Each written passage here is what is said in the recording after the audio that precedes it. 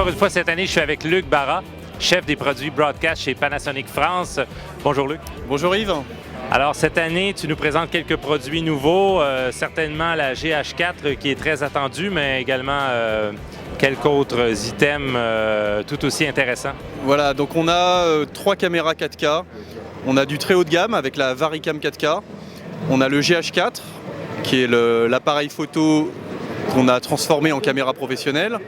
Et on a aussi une petite caméra qu'on va pouvoir utiliser comme une caméra subjective, une petite caméra enregistreur 4K. Parle-nous donc déjà de la VariCam. Alors la VariCam, c'est un concept modulaire. On va sortir 2 têtes, une tête de caméra avec un capteur Super 35 en monture PL et une tête de caméra avec un capteur 2/3 de pouce. Le principe de VariCam, c'est vitesse variable. Donc sur le capteur 2/3 de pouce, on va monter à 240 images secondes et sur la VariCam Super 35, on va monter à 120 images secondes. Voilà. Ensuite, c'est modulaire, ça veut dire que derrière ces têtes, on a un enregistreur. Et là, on va bénéficier de tout ce qu'a développé Panasonic dans ces 3 dernières années, c'est-à-dire les codecs AVC Ultra. On se trouve environ à quel débit?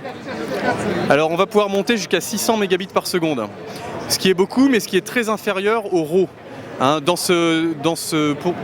Pour les produits de cette gamme, les gens veulent toujours faire du RAW. Le RAW, on va être en 4K à plus de 10 gigabits par seconde. C'est énorme. Donc très peu de gens peuvent faire du RAW en réalité. Nous, la philosophie de cette VariCam, c'est d'avoir des workflows efficaces. C'est-à-dire, au niveau de l'enregistrement, avoir des données relativement peu de données à enregistrer. 600 mégabits par seconde, c'est acceptable par rapport au RAW. Ça, c'est une partie du workflow. Et l'autre partie où on veut essayer d'améliorer l'efficacité, c'est la possibilité de faire de l'étalonnage sur le terrain. Alors ça, c'est très intéressant. On va pouvoir, dans cette caméra, faire 4 enregistrements simultanés. Un enregistrement RAW, éventuellement, grâce à un boîtier que Codex a développé pour nous. Un enregistrement 4K, un enregistrement HD et un enregistrement proxy. Et pour chacun de ces enregistrements, on va pouvoir choisir d'appliquer ou pas des luttes d'étalonnage, des luttes 3D. Donc ça, c'est très intéressant puisque ça évite d'avoir un poste sur le terrain uniquement dédié à ça. Là, on va pouvoir enregistrer avec des luttes différentes, aussi appliquer des luttes différentes sur les différentes sorties vidéo. Et donc on a un système qui est très complet, qui évite de faire ça sur un set à part, de faire de l'étalonnage à part. Et donc toutes les données d'étalonnage qu'on utilise dans l'enregistrement ou sur les sorties vidéo, on peut les enregistrer en métadonnées. Et donc tout ça va partir en post-production avec les images, disons le master 4K, en log non étalonné, et puis des informations d'étalonnage sur la carte, et puis d'autres images HD, proxy, déjà étalonnées, et avec aussi les informations étalonnage en métadonnées. Donc l'utilisation de l'AVC Ultra, ça permet d'avoir un débit acceptable, et le système d'étalonnage dans la caméra, ça permet d'aller beaucoup plus vite. Donc nous, notre philosophie, c'était de dire, c'est la caméra idéale pour tout ce qui est série, documentaire, on va avoir beaucoup de rush, ou alors beaucoup de flux. C'est-à-dire qu'on tourne tous les jours, on a beaucoup de rush, il faut aller très vite en post-prod. Voilà la philosophie de la VariCam. Et bien sûr, de la très haute qualité, un capteur qui a 14 gaffes de dynamique, de la haute vitesse, donc 120 images, c'est relativement, c'est pas vraiment de la haute vitesse, mais on va pouvoir faire des ralentis, et surtout sur la tête 2/3 de pouce, 240 images secondes, où là, quand on les relie à 24, on a un rapport de 10, donc un ralenti x 10. Alors elle sera disponible à la rentrée, donc septembre-octobre, et le prix est annoncé pour la tête de caméra Super 35, le recorder et le nouveau viseur qu'on a conçu également, autour de 60 000 $. Ça, c'est le prix annoncé aujourd'hui. Après, il n'y a rien de définitif. Luc, on est ici devant le fameux boîtier GH4 qui arrive maintenant et qui est votre premier boîtier DSLR 4K, qui est le deuxième sur le marché après la Canon 1DC, mais qui, celle-ci, est nettement moins chère que la précédente. Alors, parle-nous de ce boîtier. Alors, ce boîtier GH4, il succède au GH1, au GH2, au GH3. À partir du GH2, on s'est rendu compte que c'était des appareils photo qui étaient surtout utilisés pour la vidéo. Donc on l'a développé dans ce sens-là. C'est-à-dire que c'est des appareils photo sur lesquels on a du timecode, on a des zebras, on a des fonctions vidéo. Une des grandes nouveautés, c'est le boîtier de connectivité. Oui, donc c'est un boîtier qu'on va vendre séparément. Donc on peut très bien acheter le boîtier GH4 sans le boîtier du dessous, mais on peut aussi lui adjoindre donc ce boîtier qui offre une connectique professionnelle, du SDI, du XLR, une alim 12 volts, des préamplis audio, du HDMI, et puis aussi la possibilité de mettre des tiges pour supporter les optiques. Les deux boîtiers, ça fait un ensemble à moins de 3 000 €. Donc on a une caméra professionnelle, 4K, grand capteur, à moins de 3 000 €. On a un système d'enregistrement à l'intérieur qui peut enregistrer du 4K à 100 mégabits par seconde en H264. On peut également faire de la HD avec. De la HD à des débits aussi de 100 mégabits par seconde, 50, on a toute une variété de débits. Aussi en AVC HD, on peut utiliser les codecs AVC HD. Et ce qui est intéressant, c'est qu'avec les sorties SDI, on va pouvoir se connecter à un enregistreur 4K externe si on veut faire d'autres formats, ou si on veut faire enregistrer en 4.2.2 10 bits, parce que l'enregistrement interne va être en 4.2.2 0.8 bits, mais en externe on pourra faire du 4.2.2 10 bits. Luc, on est ici devant la PX270, alors le codec AVC Ultra a fait son entrée dans la grande famille P2. Voilà, donc c'est la première caméra de pointe qui a cette gamme de codecs AVC Ultra. Donc l'AVC Ultra, c'est pas un codec, c'est une gamme de codecs. Ça veut dire des codecs en intra-image pour le haut débit, 100 mégabits par seconde, 200 mégabits par seconde. Et ensuite, la grosse nouveauté, c'est des codecs en long GOP. Donc des codecs en GOP qui permettent de compresser très très efficacement. Ça va nous permettre de conserver de la qualité, c'est-à-dire on va rester en Full HD 4.2.2 10 bits, mais à des débits très bas. Par exemple 25 mégabits par seconde. Donc en long GOP, on va avoir du 50 mégabits par seconde, du 25 mégabits par seconde. Tout ça, c'est du 4.2.2 10 bits. Ensuite, on va avoir du 12 mégabits par seconde, du 6 mégabits par seconde, 4.2.0 8 bits. Et ensuite, on a encore des proxys à 3,5 mégabits par seconde, 1,5 mégabits par seconde, 800 kilobits par seconde. Donc on a une gamme très complète. En plus de ça, on rajoute encore les codecs DV, DVC Pro, DVC Pro 50, DVC Pro HD. Et on va pouvoir faire deux codecs simultanément. Donc l'intérêt, c'est d'avoir un codec haut débit, haute qualité, et un codec de qualité proxy qui va pouvoir être utilisé pour être transmis en 4G, en Wi-Fi ou par câble réseau. Donc ça, c'est aussi la deuxième grosse nouveauté sur cette caméra, c'est qu'on a des fonctions de transmission réseau. Donc on peut envoyer des images par internet, soit en mode fichier, donc on envoie des fichiers, soit en mode streaming. Là, on envoie un flux vidéo en temps réel. On va également pouvoir se connecter à internet en Wi-Fi. On a ici dans la poignée une clé Wi-Fi. Et cette clé Wi-Fi peut être remplacée par une clé 3G ou 4G pour utiliser les réseaux publics de téléphone 3G, 4G qui autorisent maintenant des débits très intéressants. On peut atteindre 15 mégabits par seconde de connexion en 4G, ce qui permet de faire passer très facilement des codecs à 6 mégabits ou 3 mégabits par seconde, plus rapidement que le temps réel. Donc une gamme de codecs qui permet de faire de la HD très haute qualité à très bas débit. Ça, c'est l'AVC Long GOP 25 mégabits. Des systèmes de transmission 4G, Wi-Fi, Internet. Et on a également le support du micro P2, c'est-à-dire qu'on a des slots.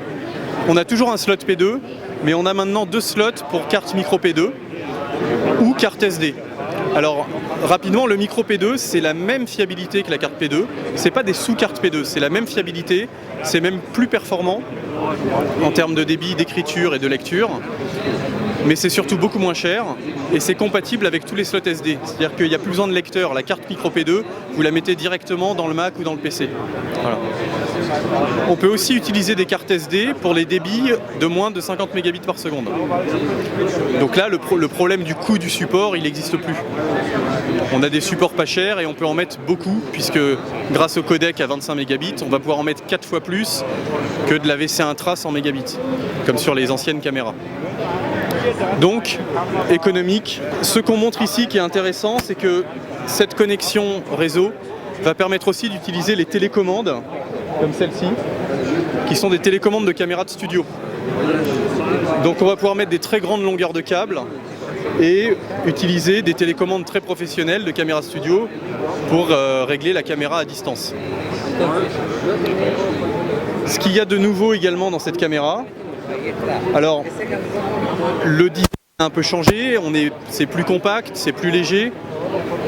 On a fait des choses très intelligentes par rapport à la 250. On a mis par exemple un bouton REC à l'avant et un bouton de réglage audio ici. Ce qui fait que quand on tient la caméra, par exemple contre soi, on va pouvoir avoir accès au bag, au REC et à l'audio avec une seule main.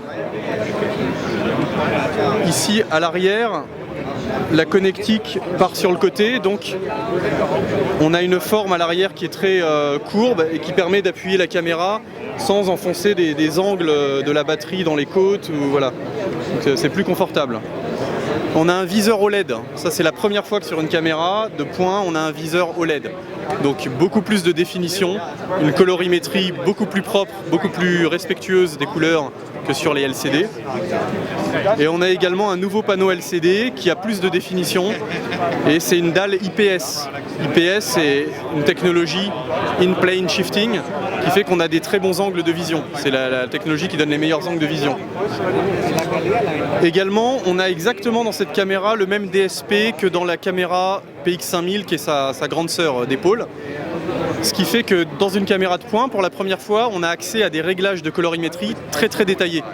On va pouvoir faire du matrissage de couleurs, on va pouvoir régler sur 15 axes de couleurs, la saturation, la teinte. On va faire des réglages de skin tone très très fins, des réglages de contours très très fins. Voilà, on va avoir les courbes de gamma, film rec, 600% de dynamique dans une caméra tiers de pouce.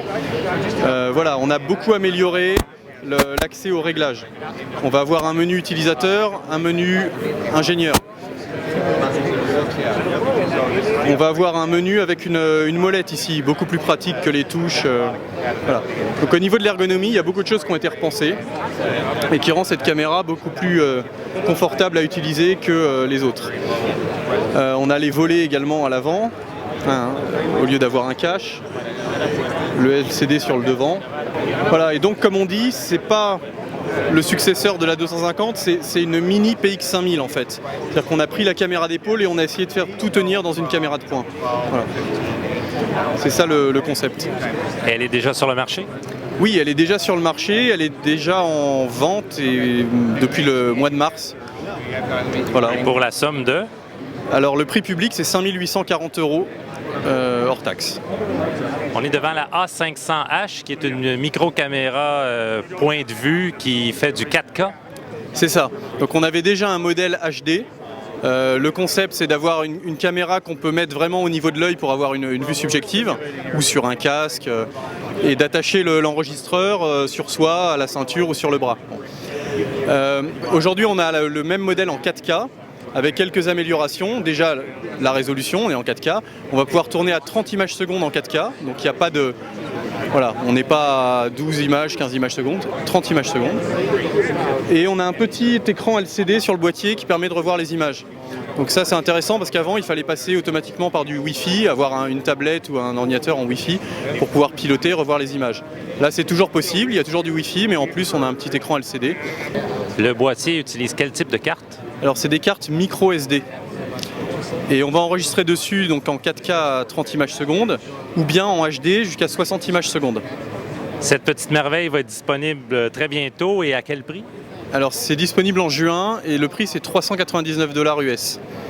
Alors on a fait un petit tour d'horizon de plusieurs appareils dont du 4K qui est très en vogue. Tu as d'autres choses disponibles? Oui, alors autour du 4K, on a beaucoup d'écrans 4K. Alors on a un écran professionnel 31 pouces. On a un écran grand public qu'on voit là 65 pouces. On a un PC qui est une tablette PC de 20 pouces avec une dalle 4K. Et on sort aussi 2 displays professionnels j'ai plus les tailles en tête, mais 80 pouces, 60 pouces, c'est comme ça. Voilà. Alors c'est vraiment une autre année 4K qu'on a devant nous. Oui, bah pour nous c'est un peu la première année 4K et on arrive avec beaucoup de choses d'un coup. Et puis on verra l'année prochaine ce qu'on va vous réserver. Pourquoi pas, à l'année prochaine. Merci Luc. À l'année prochaine Yves, au revoir.